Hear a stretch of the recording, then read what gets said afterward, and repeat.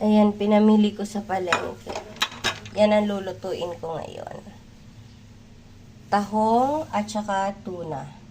Sahog ko naman, ito, nagpitas ako ng malunggay. Nahulog ako kasi matataas na. Ayan. And then, yung tanglad galing sa kabilang bahay. Ayan.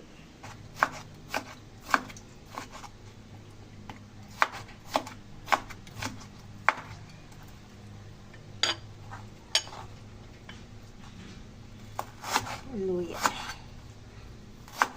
Malalaki lang kasi baka mag-anghang.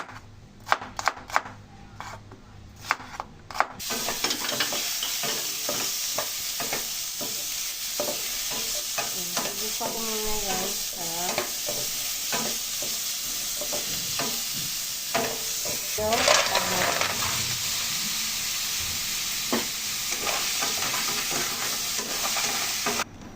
kulong-kulo na siya.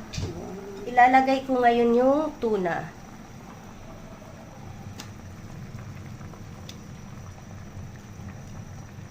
Ayan. Isda na may tahong. Napanood ko lang to sa Facebook Reels. Isunod naman natin ngayon ilagay ang sayote. Ayan, sayote.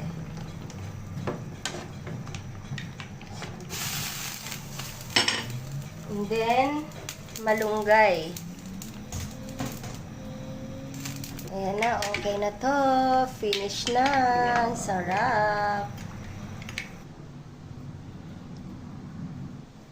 Ito na. Goods na. Kakain na tayo.